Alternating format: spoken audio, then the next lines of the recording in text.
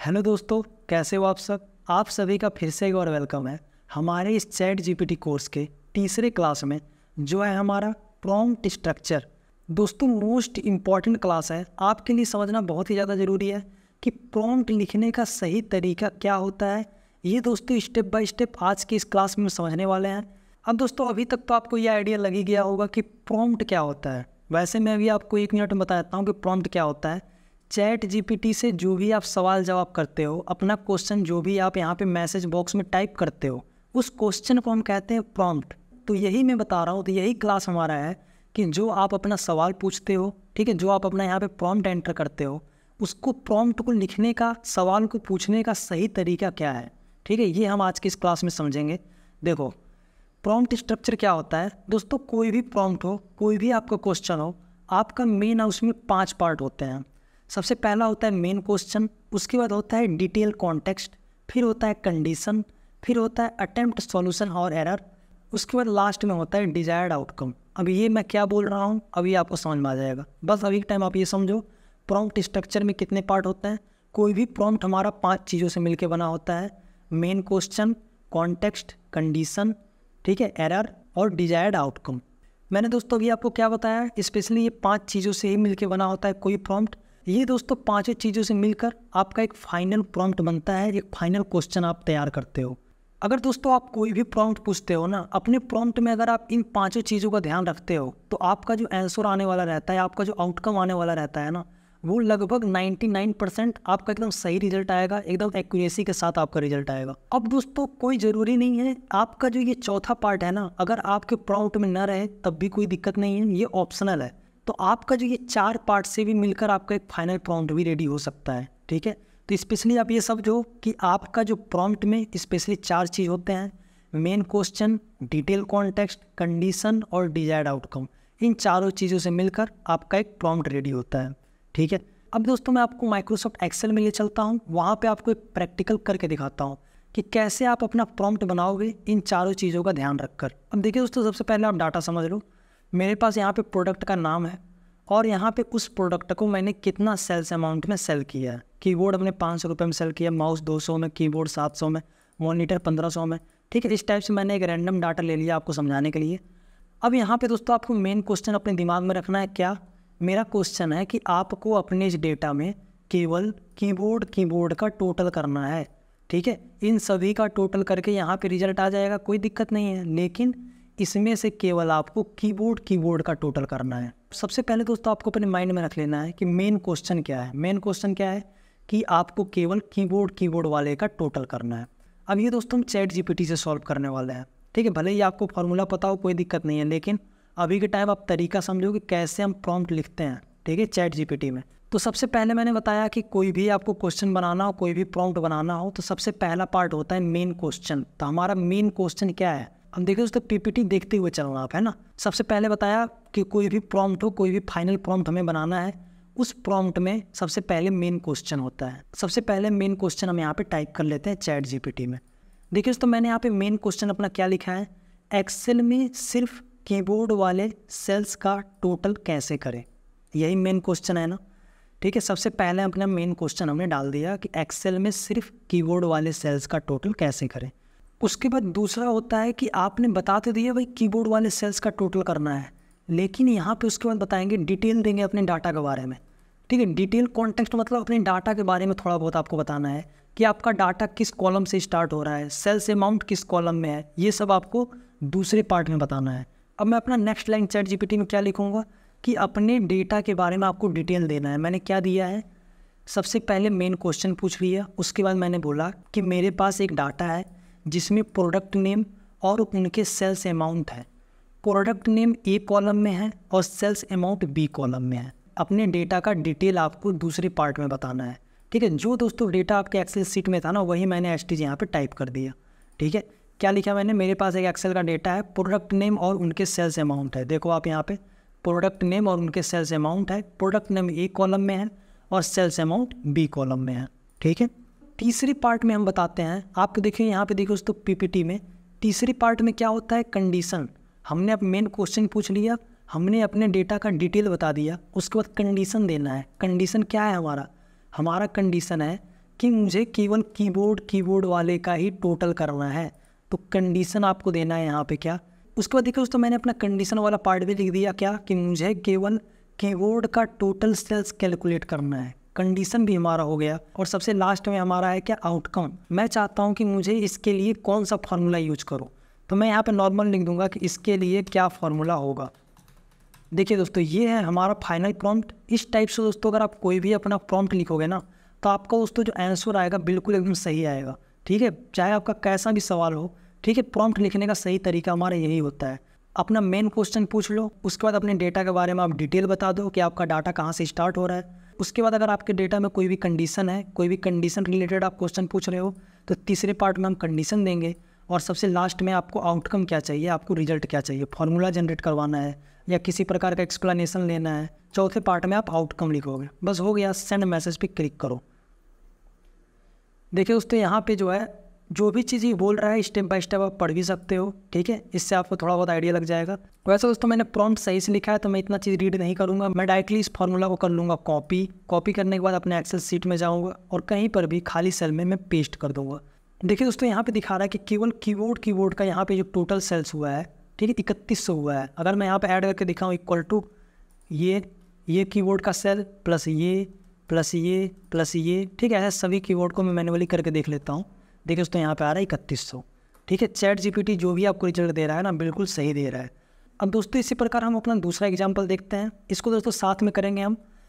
इसमें देखिए दोस्तों मेन क्वेश्चन हमारा क्या है कि मेरे पास सबसे पहले डाटा समझ लो। मेरे पास स्टूडेंट नेम है, उसका स्कोर है।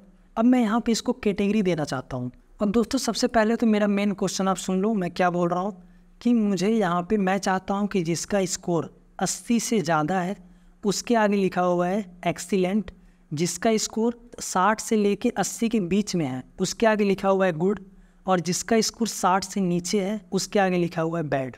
यहाँ पे मैं कैटेगरी में डिवाइड करना चाहता हूँ। दोस्तों मेन क्वेश्चन आप अपने माइंड में रखो क्या, कि मैं चाहता हूँ कि जिसका स्कोर 80 से ज़्यादा है उसके आगे लिखा हुआ है एक्सीलेंट। ठीक है, जिसका 80 से ज़्यादा है ना उसके आगे क्या लिखा हुआ है, एक्सीलेंट लिखा हुआ है। और जिसका जो है 60 से लेके 79 मतलब इस मान लो 80, जिसका स्कोर 60 से लेके 80 के बीच में है, ठीक है, उसके आगे लिखा हुआ है क्या, गुड। और जिसका 60 से नीचे है उसके आगे लिखा हुआ है बैड। मेन क्वेश्चन आ गया, यही रिजल्ट मुझे यहाँ पे लाना है। अब अभी के टाइम दोस्तों आपको फार्मूला नहीं पता है कि कौन सा फार्मूला यूज करें, तो यही क्वेश्चन आप चैट जीपीटी से पूछ सकते हो। अब चैट जीपीटी में पूछने का सही तरीका क्या है मैंने आपको बता दिया। सबसे पहले अपना मेन क्वेश्चन पूछते हैं। दोस्तों मेन क्वेश्चन क्या है हमारा, कि मुझे एक्सेल में स्कोर को अलग अलग कैटेगरी में डिवाइड करना है। ठीक है, good, excellent, good, bad. Main question यही है ना, तो सबसे पहले मेन क्वेश्चन हम चैट जीपीटी में डाल देते हैं।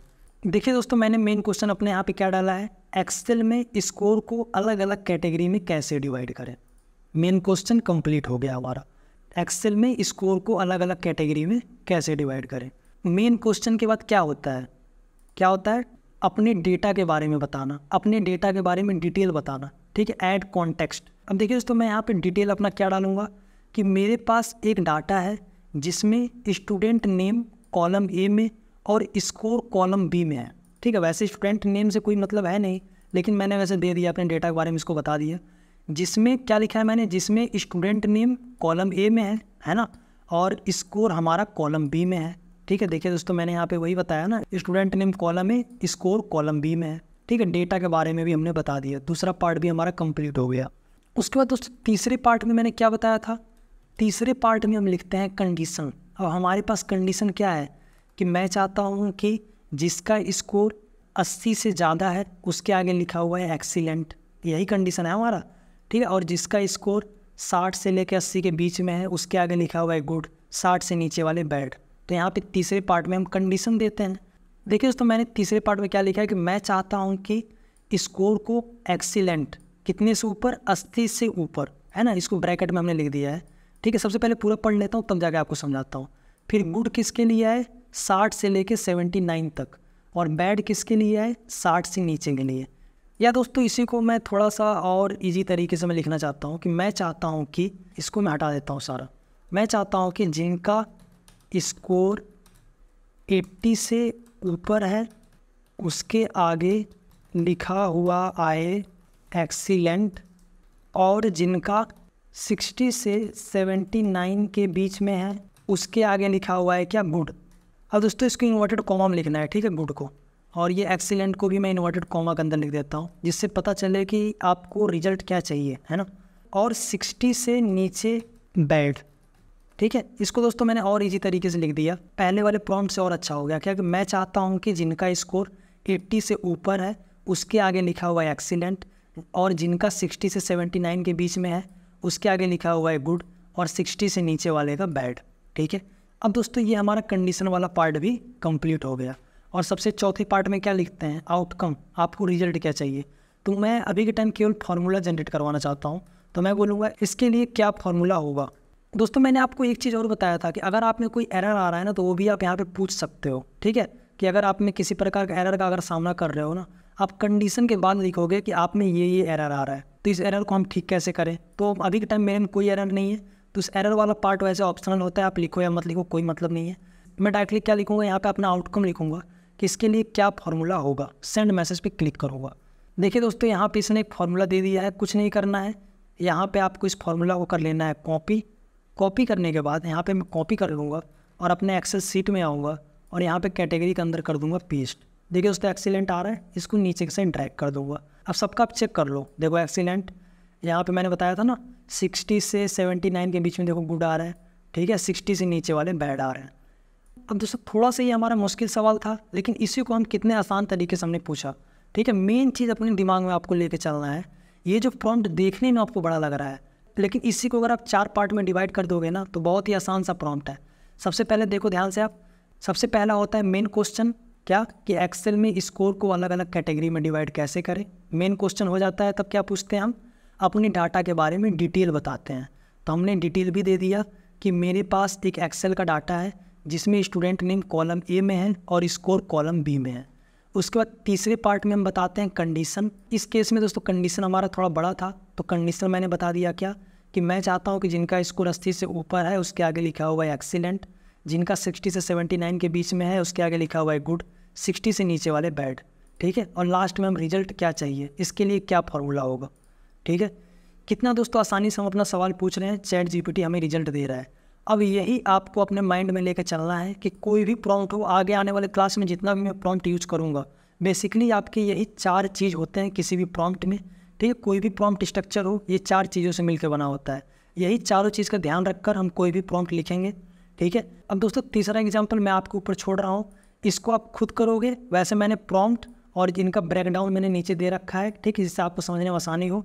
अब दोस्तों इसमें मेन क्वेश्चन हमारा ये है, मेरे पास यहाँ पे डाटा है रीजन और सेल्स अमाउंट। मुझे यहाँ पे करना क्या है कि केवल नॉर्थ का टोटल करना है, केवल नॉर्थ का टोटल करना है।